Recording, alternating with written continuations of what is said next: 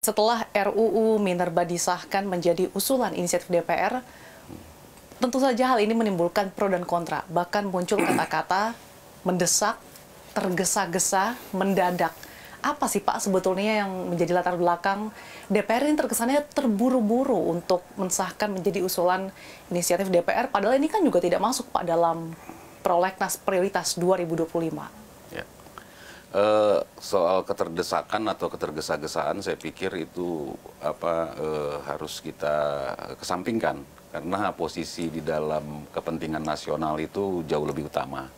Ya, kita harus menjadi negara yang bertujuan kepada kesejahteraan rakyat, yang berpondasi pada ketahanan pangan, ketahanan energi, dan juga tentunya dari aspek hilirisasi.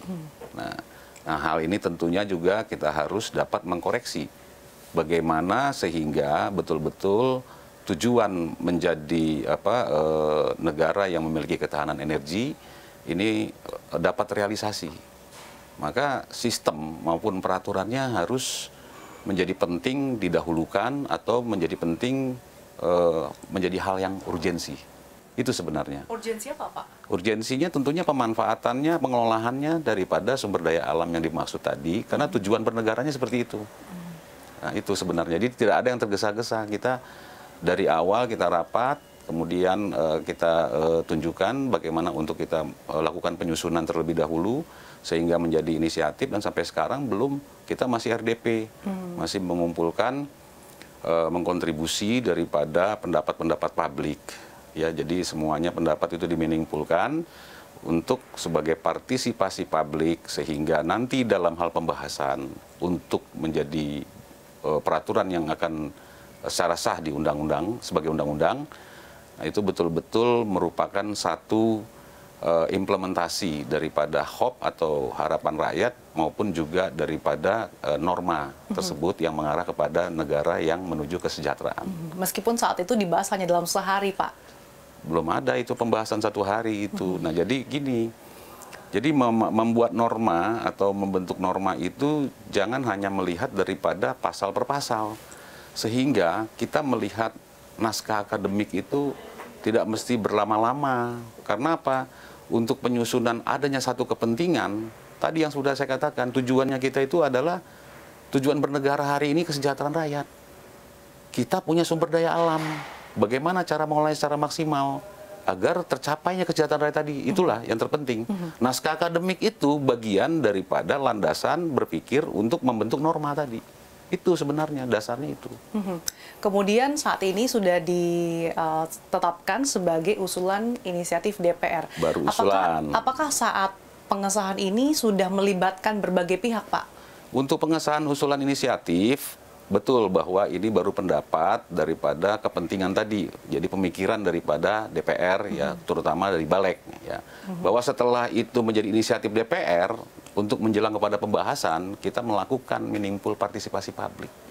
Ya, kita minta pendapat dari perguruan tinggi, minta pendapat dari LSM, NGO, ya, yang memiliki keterkaitan seperti itu. Berarti setelah ditetapkan sebagai usulan inisiatif DPR, baru melibatkan berbagai pihak tadi, betul, Pak. Tapi tadi terkait dengan dari RUU Minerba, ini sebetulnya sudah mulai dilakukan pembahasan, mulai kapan sih Pak? Apakah memang baru saja dibahas, jadi kemudian langsung diketok, atau sampai seperti apa, masuk Pak, daripada... Jadi ketok-ketok itu belum ketok yang masuk sebagai bagian daripada diundangkan, ya. Jadi Sasa ini mesti sampaikan juga ke publik, ya. Jadi kita ini tidak ada yang tergesa-gesa, ya.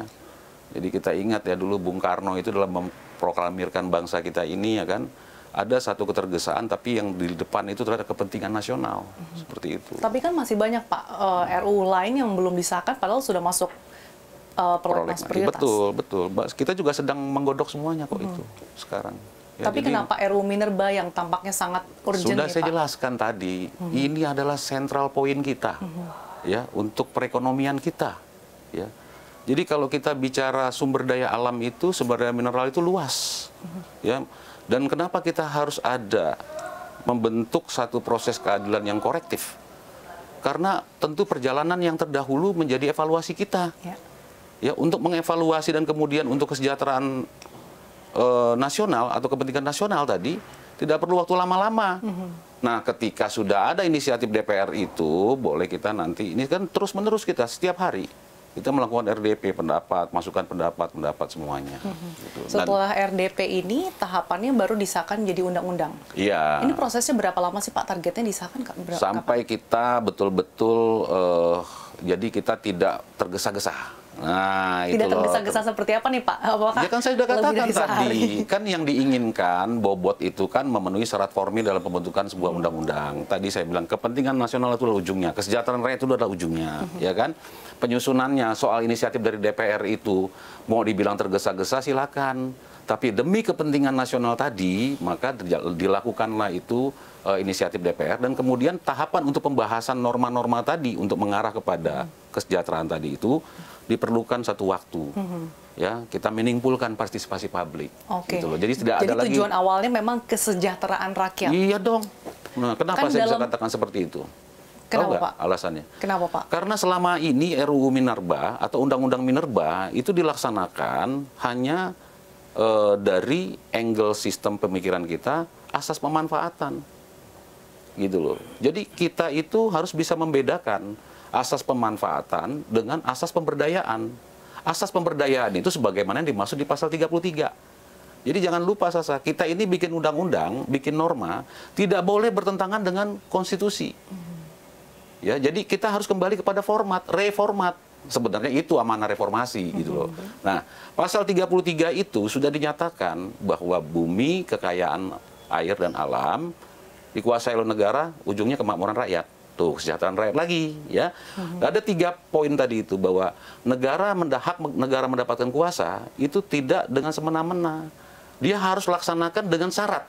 Ya. Syaratnya adalah apa? Di ayat 4. Dilaksanakan dengan kebersamaan, terjaga kesinambungannya, sustainability, ya kan? Dengan demokrasi ekonomi. Di mana letak demokrasi ekonomi itu? Nilai abstraksi sila kelima. Keadilan sosial bagi seluruh rakyat Indonesia. Jadi nggak sembarangan, Pak. Nggak ada yang tergesa-gesa. Termasuk jadi memperluas WUPK prioritas, Pak, kepada ormas, perguruan tinggi, sampai itulah UMKM. Dia namanya asas pemberdayaan. Kalau kita bicara asas pemberdayaan itu adalah subjek yang aktif. Subjek dan objek yang aktif. Kalau asas pemanfaatan itu adalah zaman kolonialis. Dimanfaatin.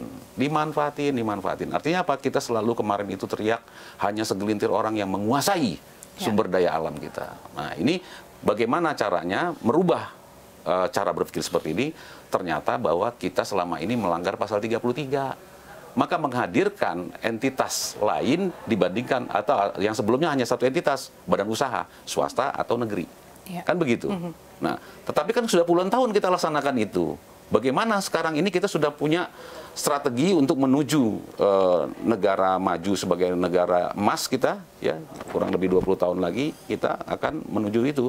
Tetapi kita masih melaksanakan pengelolaan sumber daya alam yang sama. Ya, itu harus dirubah. Caranya adalah apa? Berpikirnya kita asas pemberdayaan. Pemberdayaan dengan apa? Multiplikasi entitas. Dari mana? Dari badan usaha swasta atau negeri menjadi bersama-sama. Tadi itu loh, ayat 4. Bersama-sama dengan perguruan tinggi, ormas keagamaan, UKM, ya, perseorangan dan sebagainya. Nah, itu diberdayakan semuanya. Pemberdayaan juga melihat dari sektor objeknya apa? Sumber daya alam mineral, bukan hanya sekedar batu bara, bukan hanya sekedar nikel. Ya kan? Mangan, natrium, kalium, fosfat, segala macam. Kita itu NPK itu kan jadi pupuk. Kita impor loh pupuk. Petani-petani kita itu kasihan kan. Nah, jadi mineral kita itu ada semua di Indonesia ini. Tapi gitu. yang menjadi pertanyaan Pak,